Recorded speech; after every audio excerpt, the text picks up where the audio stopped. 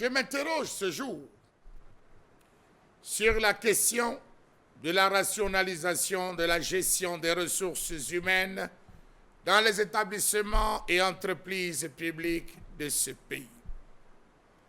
Dans une correspondance marquée très urgent, le secrétaire général de la présidence de la République, il y a quelques semaines, répercute au secrétariat du Premier ministre, des services du Premier ministre, les très hautes instructions du président de la République portant sur l'approbation préalable de ce dernier avant toute nomination dans les postes au sein de l'administration camerounaise et le respect des exigences d'équilibre et de représentativité des composantes sociologiques de la nation dans les recrutements et la gestion du personnel dans les entreprises et établissements publics.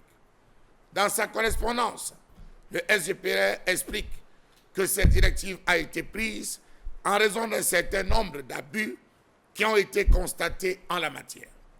Il s'agirait notamment du non-respect des exigences d'équilibre et de représentativité des composantes sociologiques. Très belle décision sur la forme, mais peut-être mal pensée sur le fond, dans la mesure où le mal semble être profond, très profond même, de l'avis de certains experts, qui estiment qu'il ne reste plus que l'amputation complète de ce système. Premier couac, les fondements juridiques de cette directive reposent sur les dispositions des lois numéro 2017-010 et 2017-011 du 12 juillet 2017, portant respectivement statut général des établissements publics et des entreprises publiques. Or, les textes évoqués par le SGPR précise que cela n'est possible que si des dispositions spécifiques tendant à soumettre à l'approbation du président de la République l'organigramme et les nominations des directeurs assimilés sont prévues dans les statuts des entreprises publiques ou les décrets portant organisation des établissements publics. En plus, selon cette loi, cette inscription ne devrait concerner que les entités publiques stratégiques. Seules les entreprises et les établissements publics dont les textes organiques ont expressément prévu cette approbation, devraient s'y soumettre. On y voit clairement que cette directive semble être à tête chercheuse. Deuxième couac, de l'avis de certains experts, cette instruction présidentielle est contraire à l'acte uniforme OHADA, révisé relatif aux droits des sociétés commerciales et au groupement d'intérêt économique, adopté le 30 janvier 2014. Ce texte supranational prévoit que le conseil d'administration nomme au poste de directeur assimilé sur proposition du directeur général. Troisième couac, les Camerounais savent qu'il est inutile de postuler si vous n'êtes pas le fils d'eux. Les mastodontes d'État ne recrutent pas le tout venant, sauf à de rares exceptions. Comment comprendre que les grandes institutions du pays soient devenues la chasse gardée de certaines personnes qui les occupent? Par exemple, à l'Assemblée nationale, la primature, le Conseil économique et social, les entreprises publiques et parapubliques, telles que la SNH, la CNPS, la CSPH, Camtel, SNI, le Curie et j'en passe. Question.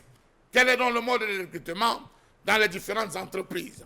Comment comprendre qu'on parle de rationalisation dans la gestion des recrutements alors qu'on a donné en héritage des entreprises publiques et parapubliques à certaines personnes depuis des années?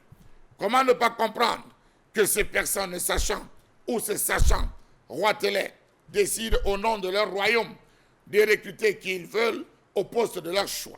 Comment parler de rationalisation dans le recrutement des nominations et nominations dans les administrations publiques lorsque c'est connu avec des listes circulantes sur Facebook qu'on retrouve dans certaines entreprises les mêmes patronymes des employés qui renseignent à suffisance sur la récurrence généalogique de ces personnes?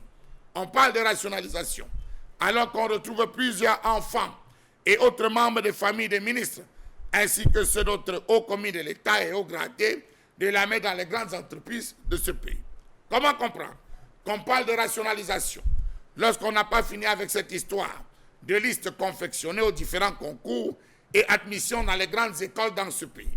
C'est un secret de polichinelle que de dire que personne ne sait que pour y parvenir, l'on a recours à plusieurs strates: corruption, trafic d'influence, favoritisme, clientélisme, copinage, népotisme, tribalisme, compromission de toutes sortes et appartenant, on va le dire, à certains réseaux bien compliqués.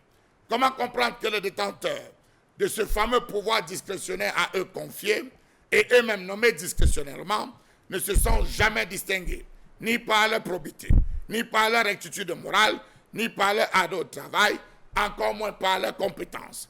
Disons clairement que si ces méthodes, réclamées par les très hautes institutions, avaient permis de sélectionner les meilleurs d'entre nous pour pouvoir aux différents postes, notre administration serait effectivement productive, efficace et soucieuse de l'intérêt général et du bien commun, ce qui est loin d'être le cas. Comment peut-on parler de rationalisation, de recrutement dans les entreprises publiques, lorsqu'on sait que les postes politiques au sein du régime en place obéissent à plusieurs ordres, parmi lesquels l'équilibre régional qui jusqu'à ce jour fait problème, l'adhésion au parti, la défense des intérêts du champion national, l'influence de certaines familles proches des instances institutionnelles ou décisionnelles. Savez-vous que les recrutements et nominations façon renouveau se sont révélés être de véritables calamités pour notre pays qui se trouve pris en otage par des prédateurs animés par une voracité insatiable à nul autre pareil. Finalement, rationalisation, respect des composantes sociologiques, s'adresser à quelle entreprise? Pourquoi n'avoir pas respecté les textes OHADA? Dans tous les cas, la question mieux, les réponses, les Camerounais le savent, on ne postule pas n'importe où dans ce pays si on n'a pas quelqu'un, si on n'est pas quelqu'un. On n'intègre pas n'importe quelle école si on n'a pas quelqu'un, si on n'est pas quelqu'un. Faudrait-il désormais que ce soit à la présidence de tout arbitrer? La question, les réponses